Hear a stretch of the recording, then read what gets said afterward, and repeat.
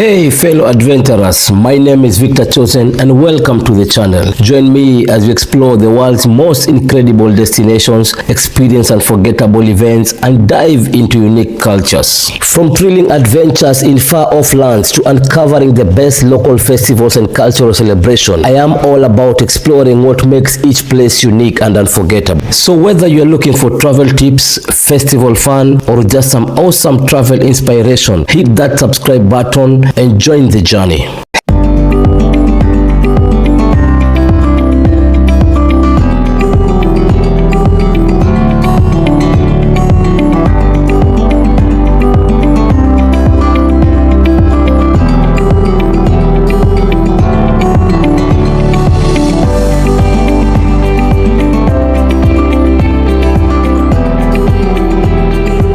After showing you the official capital of Champagne, now let me show you the unofficial capital of Champagne. It's in the northeastern of France on the Grand Est. The city is called Reims. Reims is a French commune located in the department of Marne, in the cultural and historical region of Champagne and the administrative region Grand Est.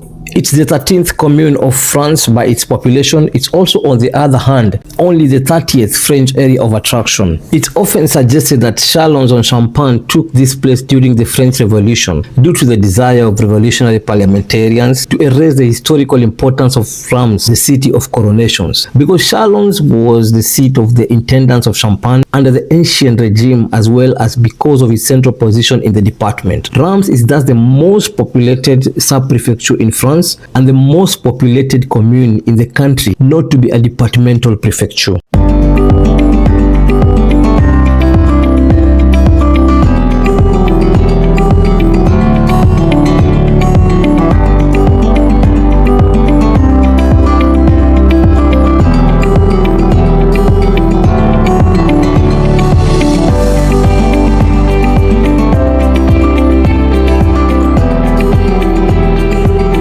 The city is nicknamed the City of Coronations or the City of Kings. Indeed, it was on the future site of the Notre Dame de Reims Cathedral that Clovis, and for your information, Clovis was the king of the Salian Franks, the king of all the Franks from the year 481 to the year 511. Clovis was baptized by Saint Remy, and at that, a large number of Carolingian and then Capetian kings were crowned for more than 10 centuries, from Louis the Pious in 816 to Charles in the year 1825. In addition to the cathedral, Reims has an important cultural and historical heritage. It includes many historical monuments and Art Deco facades. Thanks also to its many cultural events, it's designated as the City of Art and History and has 3 sites listed as UNESCO World Heritage Sites.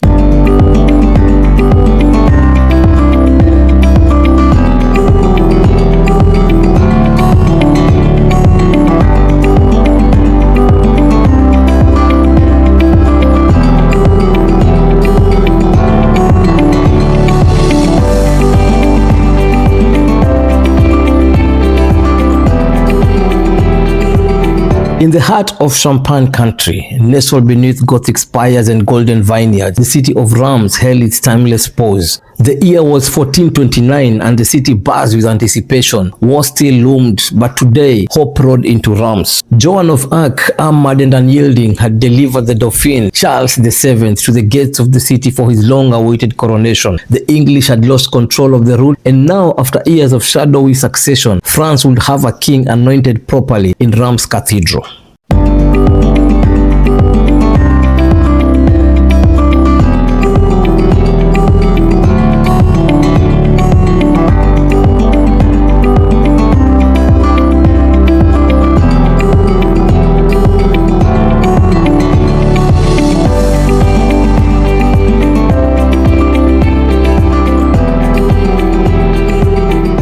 Among the crowd was Thibaut, a 16-year-old apprentice scribe at the Abbey of St. Remy. He had grown up in the shadow of Reims Grand Cathedral, his days filled with ink, parchment, and the quiet thrill of decoding old Latin texts. His mentor, Brother Matthew, had warned him never to mention what they had discovered 2 weeks earlier in a forgotten vault beneath the abbey. An old manuscript bound in leather, brittle with age, titled simply De Falsa Linea, on the false lineage. The manuscript claimed Charles VII was not the legitimate son of Charles VI, but the result of an affair by the Queen Isabel of Bavaria. The implication, the real heir might lie elsewhere. Thibaut couldn't stop thinking about it, and neither could Brother Matthew.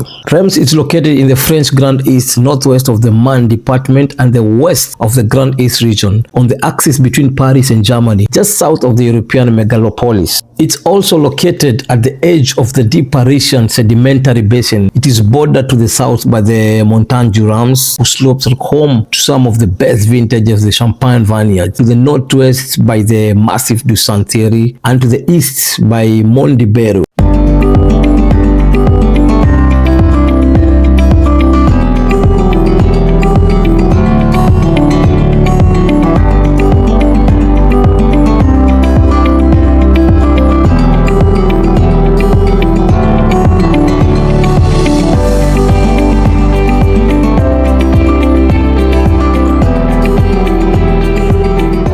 In its center stands the monumental Sob Fontaine, topped with a winged victory covered in gold, which replaced the bronze gin removed by the Germans during the Second World War in 1983. The city of Reims is dotted with squares and green spaces, and the main squares in Reims are Place d'Elon. And for your information, this is the longest square in France. It's commonly called Place d'Elon by the people of Reims. It's located in the city center. In fact, you cannot miss it. One of the most beautiful royal squares, where stands a statue of Louis XV, created by Jean-Baptiste Piguel. Another is the Place du Cardinal Luzon. In front of the cathedral is distinguished by an equestrian statue of Joan of Arc.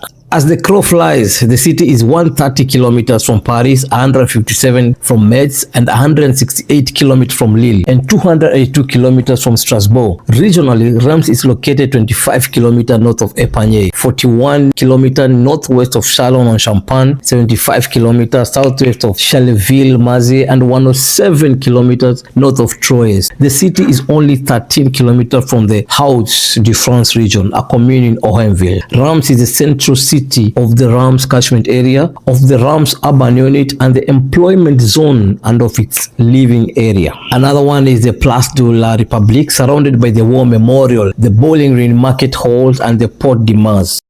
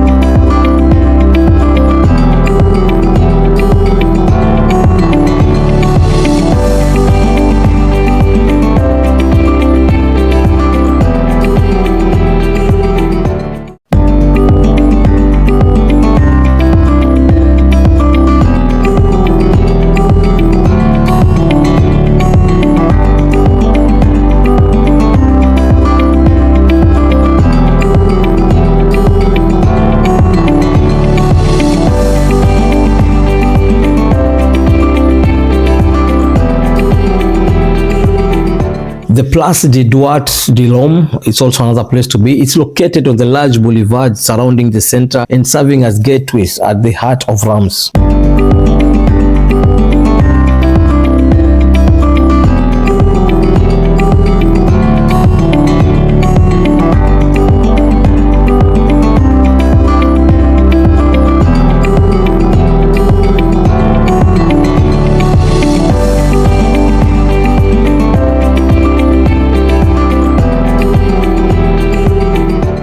And the last one is Place du Forum. This is where semi-buried Gallo-Roman gallery is, as well as the Hotel Livagia. Another important thing to know about Reims. Reims is at the crossroads of four motorways. The A26, it's also called the Autoroute Anglais, which is part of the large Paris bypass and goes from Calais to Troyes. There is the A4, this is the eastern motorway linking Paris to Strasbourg via Metz, and whose southern bypass of Reims by this motorway was declared to the public utility on May 13, 1996. And also there's another one, the A34, the Ardenne, which heads towards Charleville, Mazet, then towards Belgium, on the route of the old RN51. And the last one is the A344, also called the Reims Urban Crossing or Jean Tatinga Road, which replaces the old A4 motorway. It acts as a link between the A4, A26 and the A34 motorways passing through the city center. The public transport of Reims is also very interesting. The first public transport systems in Reims appeared in the year 1872 with the creation of two horse-drawn omnibus lines, one on a north-south axis and the other on the east-west axis. Their success allowed the inauguration of a third line. However, from the year 1881, they gradually disappeared in favor of horse-drawn trams, which served four lines, and around the year 1890, 3 million passengers used them for a population of less than 100,000 inhabitants. At the dawn of the 20th century, horses gave way to the electric trams. Though destroyed during the First World War, the network was rebuilt from the 1920s. The first buses arrived in Reims in the year 1932 and gradually replaced the trams. The last one ran on April 15, the year 1939. After an initial aborted project dating back to the 1980s, the year 2011 marked the return of the Reims tramway. Its route is around 11.2 kilometers long and is punctuated by 23 stations on two lines. It runs from Neuchâtel to the hospital and Neuchâtel to the Bezens TGV station.